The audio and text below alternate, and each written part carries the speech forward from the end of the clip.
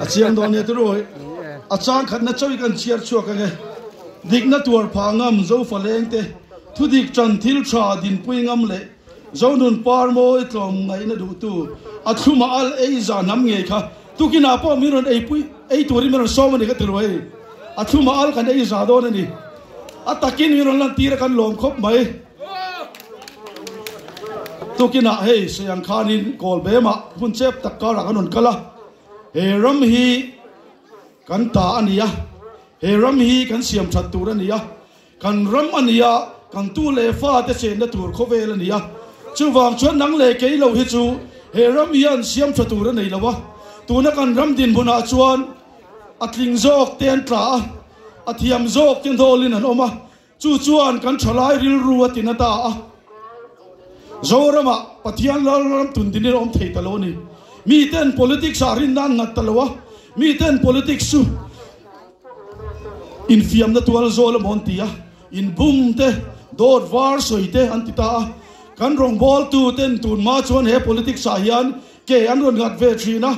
kan pastor masate salvation ate po kan muchuak tu te nge po executive member te lo ni ve toni amaro chu politics si zora mi pui hian kan siat dana diktok lo nge a khel turam mo kan ti ta tlata khel tur ni lovin politics dik tak zok chu e ko chu ama ni in lan ral na zok ani chu politics chu ni tun din kan tum ni nichina Christmas la kan ngai tha alo thleng le don vanalal ber ran theng an zal hi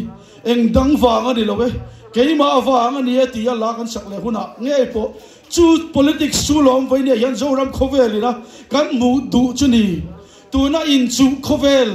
ke ti na khovel a hian sem dam ei bil thi ya zoram thar din le tu le pathian lang ram tung dinga kal phung thara kal turin tu ki na hian kan thu khe pak zong te kol bem tu a kan thu khe pak te ka som duwa chumi alo ni huna chuan e kan raba hian pawara kan in to de langa kan bu le bal mal somi no omanga kan social security te hi e ti chang thun ni om don ani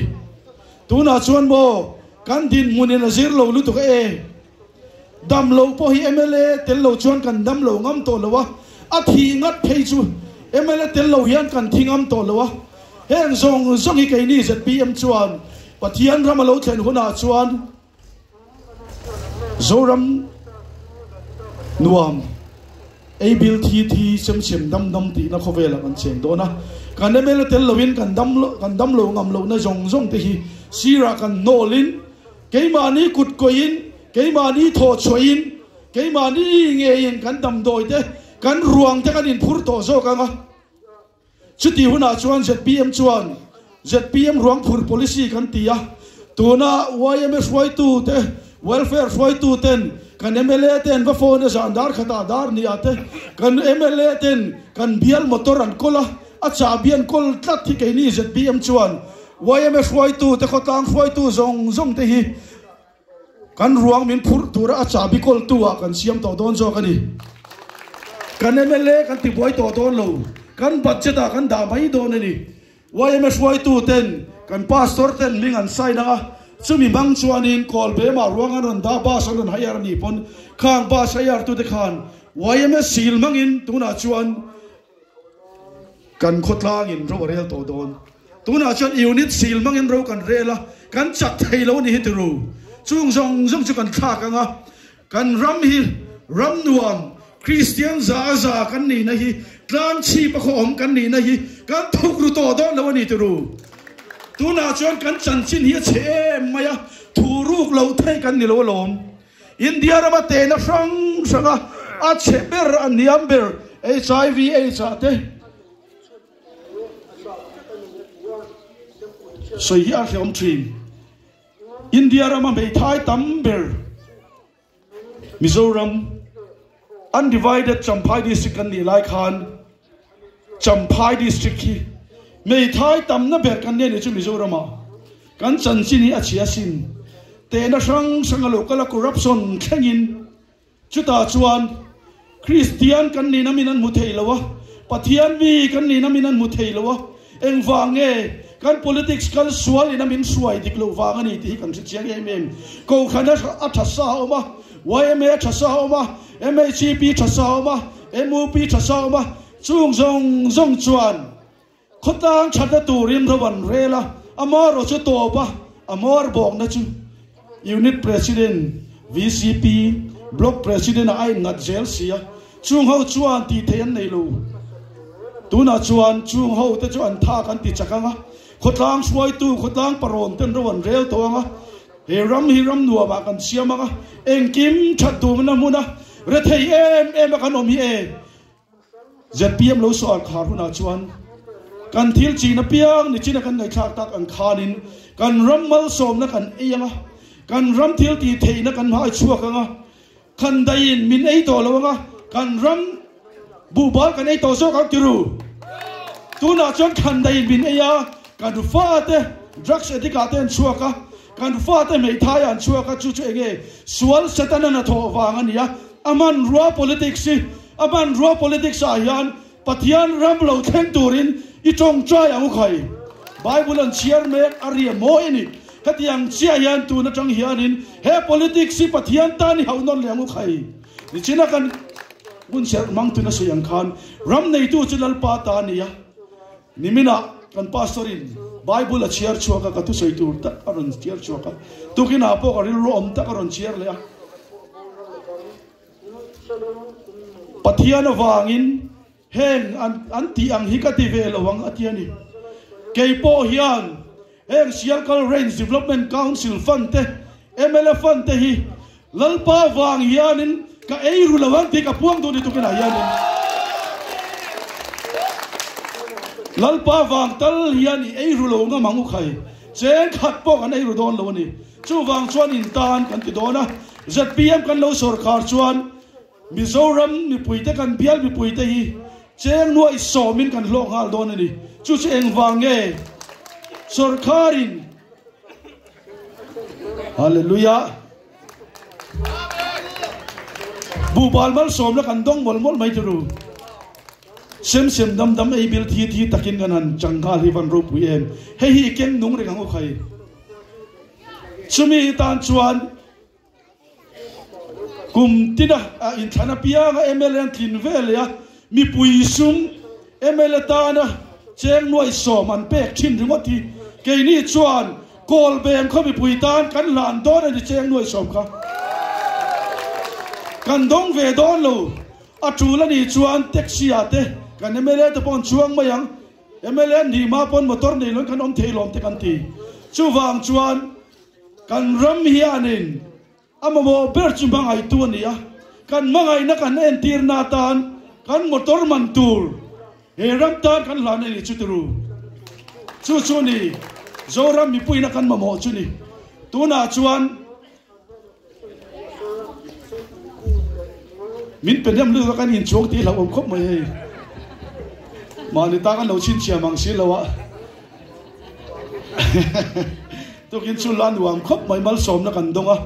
hetiang in mangai na hi awahan lutak em turu kan klom ngai na te hi a luasin zora ma kan klom ngai dai khovel ne nei to lawa mangai na wanga mi thi kananin men puite mangai na wanga mi bo ni sari chung kanan zong te hi khovel ai dom to lei nem heng te hi nakina chon lalpan tlang chi pa khom hi min puan dar sakanga he rama hian lo kalan cha kanga kan khua a hian lo len ven cha kanga chumi huna chon tourism atang te po hian poisa tam takan budon chin tuna chuan phota kan lan ni lawa an rui phurten kan lo chau mai beng ti lo wangin pathian rama lo thlen tak tak huna chuan bangai nan kan lo kuang kuanga keima nia krista melan huanga chuti huna chuan lo thlen an chak to don ani kan mi thiam te hian an soi thina hey lengteng klang kan ne ke ni chon turu kal ol takin lengteng klang te pokhi heti zong hian di chuak hi ti zong hian kan ko ka lengteng klang a kal thin pasal tha pakhat Darjeeling a kan suaya thingpui society in min kutan beng dura vai ho te sap ho ten ni lo choka ti hian kan ko ka a ming te po han seilong a ming chu seilo mai la chumi chuan a soya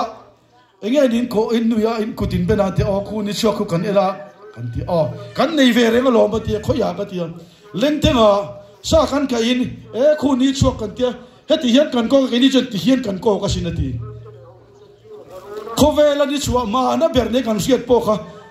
pudola amin ka soita sa sa pudola chon heti hian in ko ka ni chen heti hian a sin kan ko ti chu kan bula khian om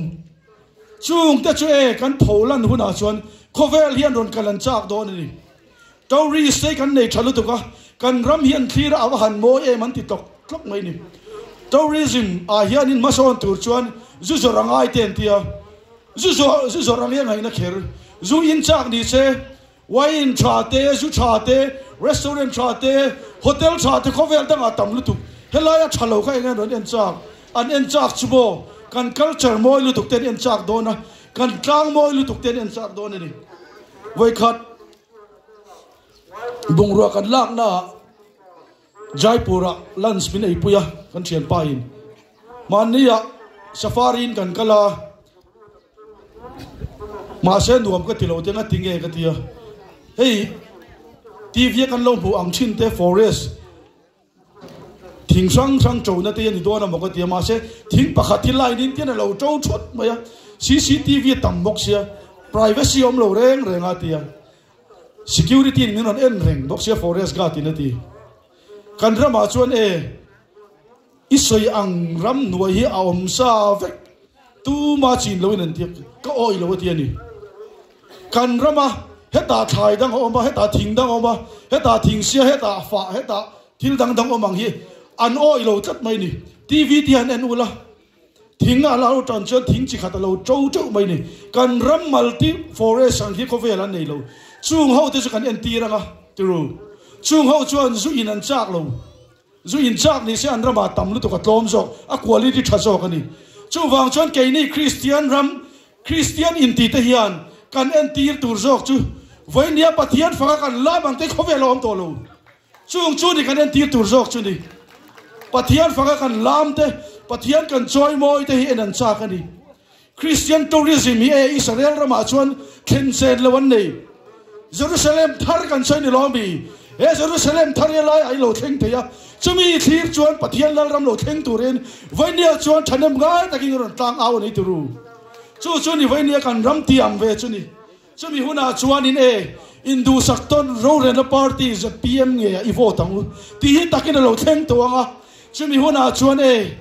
kan kong khar te thing fakin kan do le anga chu ni ke ni chun kan ram tiam kan thlir chu ni chumi ya takalo thenga chumi chu kan ti don ani kan ti hi kan ti theilo min en china kan malak na te minon thlir pui turin thatar ni saria khian bukin kan omdon chuta chuan ka chin chiana zpm chin chiana lukhuba nge khan melo vot don ya kalome